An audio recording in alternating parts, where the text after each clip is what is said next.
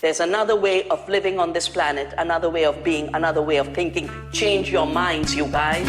Everyone has to do everything they can to make sure they are on the right side of history. Right side of history. Je suis Chloé Cohen et vous écoutez Nouveau Modèle. Aujourd'hui, c'est l'heure des bonnes nouvelles. Des bonnes nouvelles repérées dans la presse ou sur les réseaux sociaux et résumées dans un format court et positif. Quelques minutes pour faire le plein d'énergie, d'inspiration et de motivation. L'action reste la meilleure façon de construire le monde de demain. Nous pouvons changer les choses ensemble, mais pour ça, il faut savoir que c'est possible et que des solutions existent. Les vérités sont importantes à dire. Oui, la planète va mal. Oui, les droits humains et notamment ceux des femmes sont menacés. Mais non, il n'est pas trop tard. Nous pouvons encore agir et agir à notre échelle. Pour retrouver toutes les références citées dans cet épisode, pour aller plus loin avec des articles ou des vidéos, abonnez-vous à la newsletter sur le site internet du podcast, nouveaumodelpodcast.com. Vous recevrez chaque semaine les bonnes nouvelles dans votre boîte mail. Et sinon, je voulais vous dire que pour continuer à réaliser tous les formats Nouveau Modèle, j'ai besoin de vous. Nouveau Modèle est un podcast natif indépendant et aujourd'hui, je ne gagne pas ma vie avec ce projet. Pourtant, j'aimerais continuer à vous proposer du contenu de qualité. Alors si vous aimez le podcast, si vous souhaitez que Nouveau Modèle puisse exister encore longtemps, il suffit de cliquer sur le lien Patreon que vous trouverez dans les notes, les détails de cet épisode. Vous donnez ce que vous pouvez et ce que vous voulez, toutes les contributions sont très importantes. Alors un immense merci pour votre soutien. C'est parti pour les bonnes nouvelles de cette semaine. Côté mode, la marque américaine Vintage s'est associée à une coopérative de femmes tisseuses du Moyen Atlas au Maroc pour donner une seconde vie aux vêtements et aux chutes de tissus invendus. La marque veut revaloriser les chutes de tissus de ses précédentes collections en les transformant en tapis Boucherouit. Alors je crois qu'on prononce comme ça. Historiquement, ces tapis étaient confectionnés pour isoler du froid les habitations berbères. Toujours dans l'industrie textile, la marque américaine de jeans Wrangler a mis au point une innovation pour teindre ses vêtements. Cette technologie est baptisée Indigood. On étale sur le tissu de la mousse pour donner la teinte indigo au denim.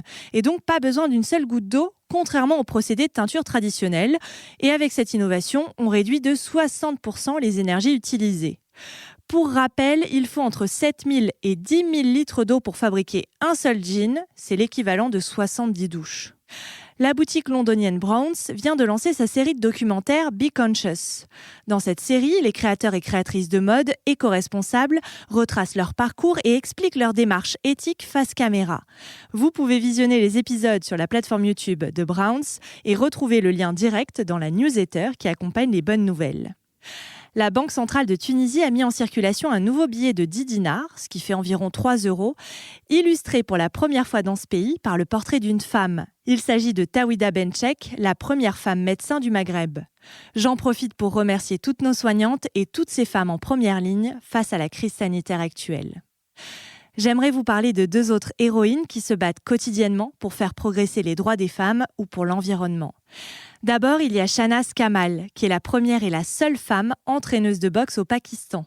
Elle a commencé à entraîner des femmes sur les toits de sa maison en 2008 et certaines d'entre elles, dont sa fille, ont remporté des compétitions. Elle essaie de changer les mentalités dans une discipline encore très masculine au Pakistan.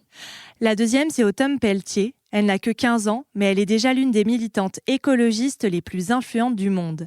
Elle est née en 2004 sur l'île de Manitoulin au Canada. La guerrière de l'eau, comme elle est surnommée, fait partie d'une communauté autochtone. Depuis l'âge de 8 ans, elle se bat pour que tous les peuples autochtones canadiens aient accès à l'eau potable. Aujourd'hui, 61 communautés doivent faire bouillir l'eau avant de la boire ou de se laver les dents à cause de la pollution industrielle et du réchauffement climatique. En mai 2019, Autumn Pelletier est nommée commissaire à l'eau pour représenter les Premières Nations de l'Ontario, sa province natale. Je viens de découvrir un outil génial créé par l'association Etc. qui tente d'améliorer la prise en charge et l'accompagnement des jeunes femmes qui ont subi des violences.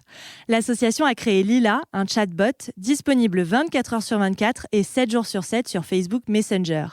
Lila est capable d'identifier les cas de harcèlement et de violence sexuelle, de rassurer l'internaute et de lui donner les contacts de structures pouvant lui venir en aide.